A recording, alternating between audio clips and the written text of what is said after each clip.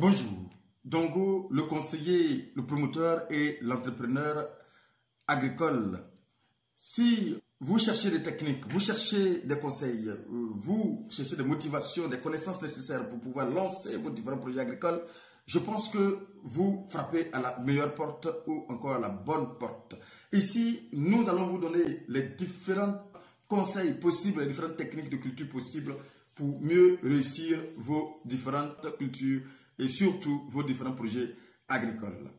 Si c'est la première fois d'arriver sur cette chaîne, abonnez-vous et surtout appuyez sur la cloche de notification pour ne rater aucune de nos publications. Aujourd'hui, nous allons vous parler de comment faire pousser un poivrier ou bien comment faire une plantation de poivrier qui est différente de poivron pour obtenir du poivre. Faire pousser du poivrier pour obtenir du poivre est très difficile, mais vous pouvez tout de même essayer de vous lancer dans cette activité très porteuse qui est régénératrice de grands revenus. Je pense que vous pouvez vous essayer à vous lancer effectivement dans ce projet. C'est pourquoi nous sommes là pour vous donner l'itinéraire technique qui va vous permettre effectivement de mieux réussir vos différents projets.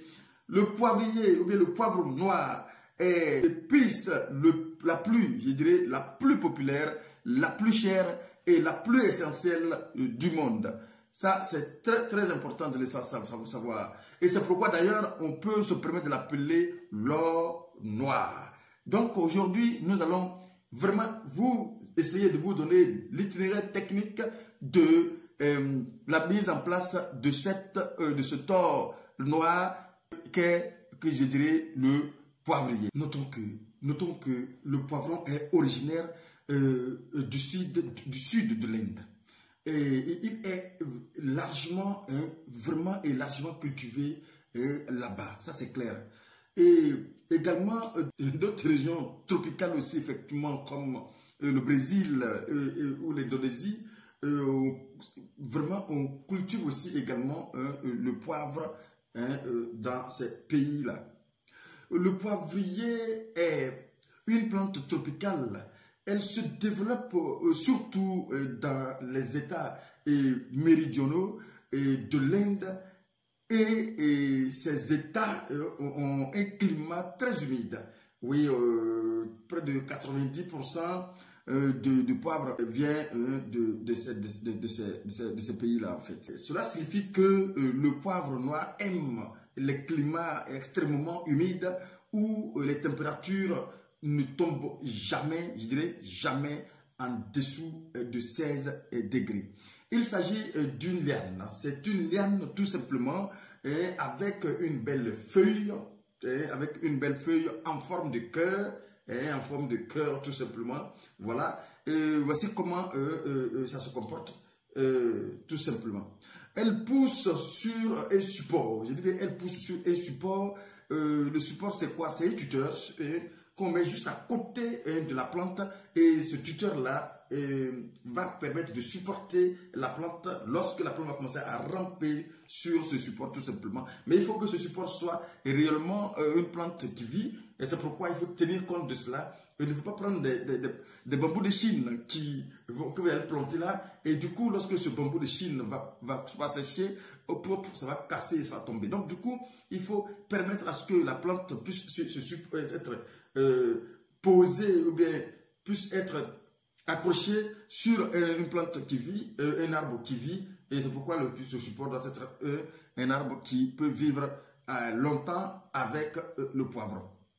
Donc, il faut savoir aussi effectivement que cette plante a des racines aériennes et produit une petite pointe de fleurs et cette petite pointe de fleurs blanches en été va produire des fruits. Comment faire pousser du poivre noir à partir des graines? L'ensemencement des graines de poivron peut être fait, mais seulement les graines fraîches germent. C'est seulement les graines fraîches qui germent. Les graines de poivre sont viables pour une période très courte. Donc, du coup, il faut que les graines que vous allez essayer d'ensemencer doivent être vraiment des graines fraîches. Pour produire le matériel végétal à partir des graines, c'est très simple. C'est très simple. Il faut simplement avoir un bol. Il faut avoir des bols, tout simplement. Ou encore un sachet. Ou encore, en tout cas, tout ce que vous voulez. Mais il faut que vous ayez un récipient dans lequel vous allez vraiment ramasser un terreau.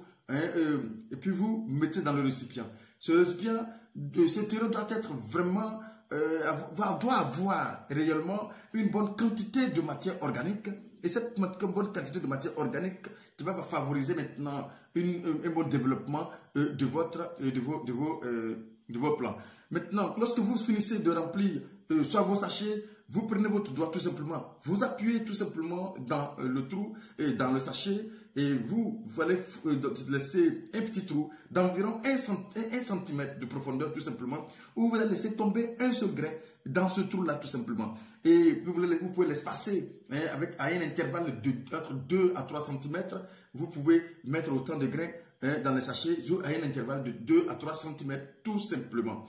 Et vous allez finir, quand vous finissez de faire cela, vous allez tout simplement fermer avec le même terreau, vous fermez légèrement avec le même terreau. Vous passez de l'eau dessus et vous arrosez convenablement et vous laissez tranquillement la plante de continuer sa germination. Et vous allez voir que peu de temps après, la plante va germer.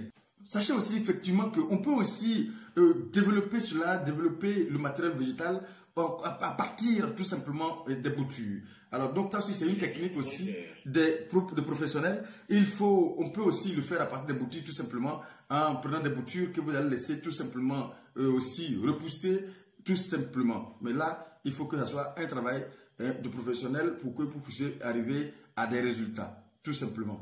Alors, maintenant si on a des plants vraiment vigoureux, on a des plants un matériel végétal qui est vraiment de qualité, il faut maintenant passer réellement au planting. Alors, comment se fait le planting? Il faut vraiment aussi, avant de faire le planting, il faut veiller à ce que là où vous allez déposer votre plante définitivement soit vraiment un sol fertile, un sol qui est rempli de matière organique, qui contient vraiment de matière organique, où vous allez déposer votre plante. Pour ce faire, vous pouvez tout simplement vous-même envoyer du compost, apporter du compost dans le trou où vous allez déposer votre plant, tout simplement. Envoyez du compost, mélangez avec le terreau, ce compost avec le terreau, et vous allez creuser votre trou en fonction de la taille de vos sachets, de la motte de terre qui est entre vous et entre votre main. C'est-à-dire que le trou doit être effectué en fonction de la motte de terre qui se trouve entre votre main. C'est très important. C'est-à-dire qu'il ne faudrait pas trop creuser profond pour ne pas que le trou avale la plante complètement, et il ne faudrait pas aussi creuser trop légèrement pour ne pas que les racines ne touchent pas convenablement. La motte de terre ne soit pas totalement couverte, ne soit pas totalement couverte, ça ne serait pas bon aussi également. Donc il faut que ça soit juste milieu, il faut que ça soit, la motte de terre doit être totalement fermée et les tiges doivent sortir correctement. C'est très important aussi de savoir ça aussi également. Donc quand vous finissez cela, je pense que si vous pouvez apporter de l'eau, apportez de l'eau. Mais avant, il faut quand même bien tasser. Lorsque vous finissez de planter, il faut quand même bien tasser. Tasser, ne pas forcément prendre des morceaux de bois pour piler autour. Non, et c'est pas aussi bon. Il faut tout simplement bien appuyer avec la main pour ne pas que trop d'air entre, même si le sol doit être aéré, mais pour ne pas que trop d'air entre, il faut quand même légèrement appuyer pour que les racines puissent être en contact précisément avec la motte de terre.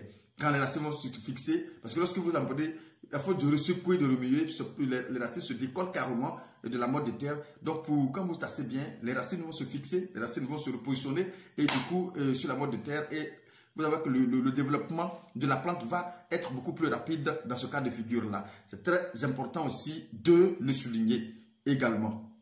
Maintenant, quand vous finissez, ce que vous pouvez faire, si vous avez la possibilité d'apporter de l'eau, il faut l'apporter, c'est très important. Si vous n'avez pas la possibilité d'apporter de l'eau aussi également, il faut veiller à ce que ce soit repiqué ou bien soit planté au moment où il y a la pluie. C'est très important parce que Et lorsque la plante est déplacée, il faut de l'eau, il faut que vous ayez un peu d'eau pour que la plante, au moins les racines puissent se fixer convenablement. Mais c'est pourquoi il vous demande d'aller doucement, parce que si vous ne faites pas ça aussi exagérément à un moment donné, vous pouvez arriver à pouvoir apporter tout le confort au niveau de la plante pour que la plante puisse avoir un meilleur résultat. Ça aussi, il faut que je le souligne. Maintenant, pour ceux qui ont un problème de compost, c'est très simple. Et je peux vous mettre en contact tout simplement avec une entreprise qui est aujourd'hui partout dans le monde, mais aussi en Côte d'Ivoire. Ils sont là en Côte d'Ivoire actuellement. Ils produisent vraiment des meilleurs composts naturels, purs et naturels, réellement naturels, que vous pouvez prendre pour essayer de vraiment stimuler et de vraiment aider votre sol à être vraiment un sol vivant pour votre différents plans. C'est très important. Et cette entreprise, vous pouvez nous appeler tout simplement, je crois qu'on appelle cette entreprise Éléphant Vert. Et il suffit de nous appeler tout simplement, on va vous mettre en contact avec cette entreprise qui va vous produire du compost de qualité. Et ce compost de qualité va vous permettre effectivement d'avoir des résultats de qualité. Appelez-nous, nous allons tout simplement vous mettre en contact avec cette entreprise. Vous allez avoir du compost de qualité pour pouvoir effectivement mener à bien vos différentes cultures. Tenez-vous bien, ce n'est pas du tout cher, mais je ne peux pas vous donner un prix, c'est eux, je ne suis pas le vendeur, non malheureusement, c'est eux simplement qui vont vous donner le prix, c'est pourquoi je vous demande de nous appeler, on va mettre en contact directement avec eux, c'est eux qui vont décider de combien ils vont vendre le sac de 50 kg de compost, tout simplement. Alors, parlons un peu de l'emplacement, là où on peut placer un peu notre culture de poivron. Mais attendez, attention à ceci. Il faut comprendre que lorsque vous voulez faire le poivron, veillez à ce que l'endroit où vous allez placer, vous allez faire votre culture soit constamment humide. C'est très important. Choisissez un endroit qui va rester vraiment constamment humide et que la température ne soit maintenue, la température soit maintenue constamment autour de 24 à 30 degrés Celsius. Voilà. Cependant, il faut savoir qu'effectivement, le plant de poivre peut tout de même tolérer une forte température, c'est-à-dire une température qui va être entre 10 à 40 degrés Celsius aussi également. En parlant aussi du sol, le poivrier préfère effectivement, il faut le dire, un sol vraiment fertile. Tout comme toute autre plante, le poivrier vraiment préfère un sol vraiment fertile et un sol plus ou moins argileux. C'est-à-dire que le taux d'argile doit être vraiment légèrement élevé pour maintenir longtemps l'eau dans ce sol-là, pour maintenir l'humidité, vraiment un taux d'humidité un peu plus élevé. C'est très important que le sol soit plus ou moins argileux, pas trop vraiment argileux, mais plus ou moins argileux. L'argile moyenne qui conserve l'humidité, va conserver vraiment l'humidité. Il faut savoir effectivement que le sol doit être vraiment bien drainé. C'est très important d'être bien drainé pour ne pas que l'eau vraiment envahisse carrément la plante tout simplement. Voilà, il est essentiel que l'eau ne puisse pas vraiment envahir totalement la plante. Cela va vraiment endommager cette plante-là. Cela va vraiment peut-être faire pourrir même toute la plante totalement. Donc c'est très important de veiller à ce que ça ne soit pas vraiment un sol vraiment hydrobophe, un sol qui va vraiment dégorger l'eau pendant longtemps. Mais il faut aussi savoir que le pH, le pH va être un pH vraiment qui oscille aussi également entre 5 à 7, 5,5 à 7. Et je pense que ça peut vraiment être propice pour la culture du poivron tout simplement. Voilà.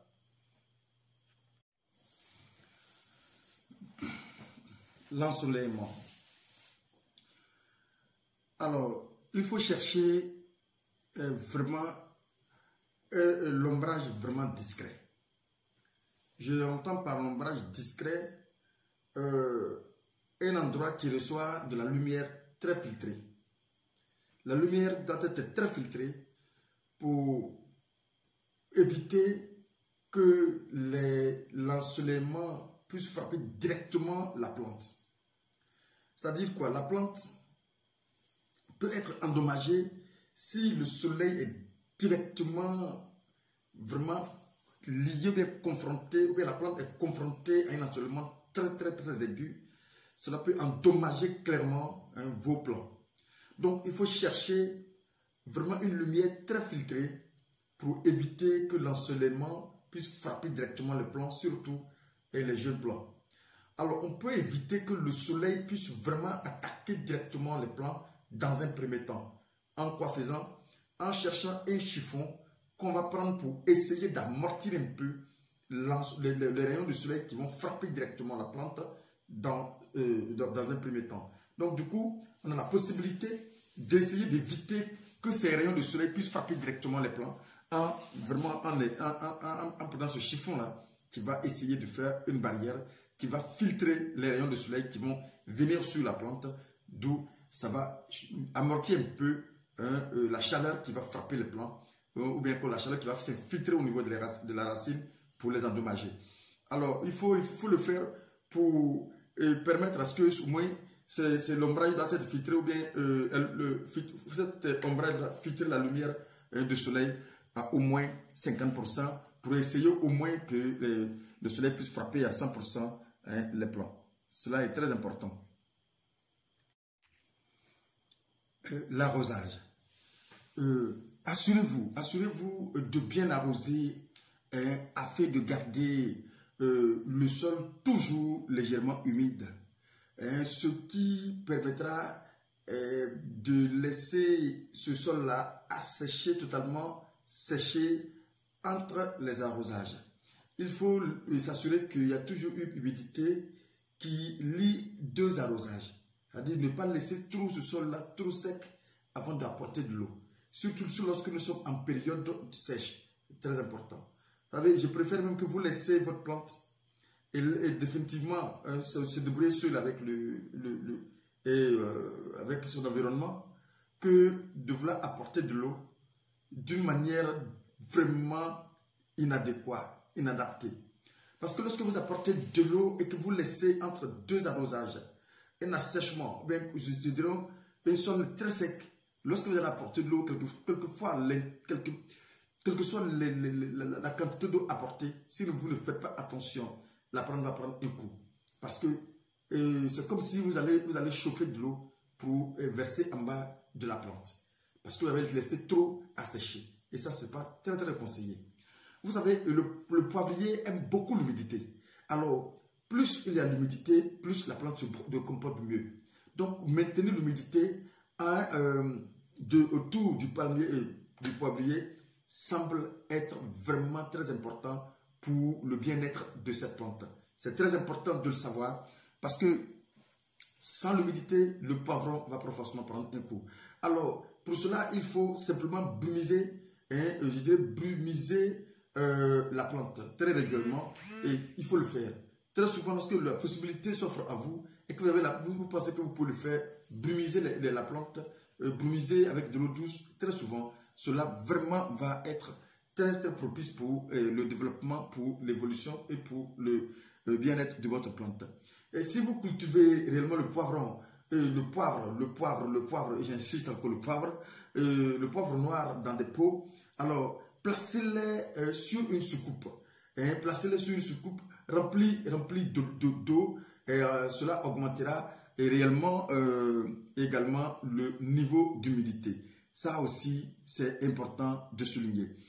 Mais parlant toujours d'humidité, il est important aussi de faire un paillage autour de votre plant, autour de vos plants, et cela va vraiment maintenir aussi l'humidité autour de la plante, d'où les racines seront beaucoup plus fraîches pour pouvoir essayer d'assimiler le maximum possible d'éléments pour l'évolution de cette plante-là. C'est très important de savoir et que cette matière organique qu'on appelle paillage, qu'on met autour de la plante, va également être très propice et bien très favorable à la plante.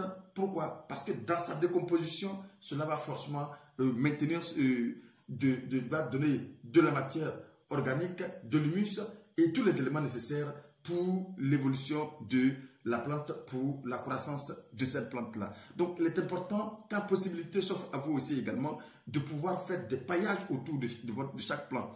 C'est pourquoi je dis toujours, allez-y au pas de caméléon et vous verrez que toutes ces activités vont être faisables, tout simplement. Mais quand vous êtes débordé, vous allez dire, oh, ça là on peut s'en passer, ça là on peut laisser. J'entends certaines personnes pour essayer de se donner une assurance, essayer de demander nos avis, mais je pense qu'on n'essaie pas de vous consoler, mais on essaie tout simplement de vous donner de quoi à éviter des éventuelles situations qui peuvent vraiment mettre vraiment en cause votre réalisation, qui peuvent vraiment dégrader la qualité de vos différentes cultures. C'est pourquoi nous insistons de partir, de faire un autre pas lorsqu'on est rassuré que l'autre part est bien planté, et c'est très important de faire ça ainsi. La récolte du poivrier. Les poivres noirs, blancs, verts sont effectivement récoltés sur une seule plante. La couleur dépend des différents degrés de maturation et de la façon dont le poivre est traité. Attention, si le fruit du poivrier est récolté avant maturité, puis séché au soleil chaud, alors après le séchage, il devient effectivement ridé et noir. Alors, il faut dire que au niveau du poivre aussi, effectivement, il y a aussi des maladies et des ravageurs qui peuvent attaquer cette culture-là aussi également. Donc, ne pensez pas que vous allez dormir sur les deux lauriers. Tout simplement, attention, vous allez aussi prendre soin de cette culture pour éviter que ces ravageurs-là puissent vraiment venir attaquer vos plants. Il faut dire, la maladie la plus fréquente qui vraiment attaque, qui infecte le poivrier est la pourriture des racines. Mais il faut comprendre effectivement que cette pourriture se produit en saison d'excès de chaleur. Lorsque la chaleur semble très élevée, la plante va vraiment ressentir ce qu'on appelle la pourriture des racines, qui va vraiment favoriser un bon taux de mortalité. C'est aussi important de comprendre, de savoir. Les ravageurs effectivement qui peuvent attaquer, ces plants-là peuvent être aussi les pucerons, peuvent être aussi les limaces, peut-être aussi les insectes, quelques insectes, effectivement. Voilà, donc faites attention également aussi aux araignées rouges lors de votre culture à l'intérieur. Donc voici un peu ceux-là même qui peuvent vraiment attaquer cette culture. Alors, voici donc présenté l'itinéraire technique de la réalisation d'une plantation de poivrons. Alors, nous vous disons tout simplement que nous sommes à votre disposition. Je pense que nous pouvons vous accompagner dans la réalisation de tout ce que vous avez comme réalisation. Je dis bien, quand je dis tout, c'est tout. Hein.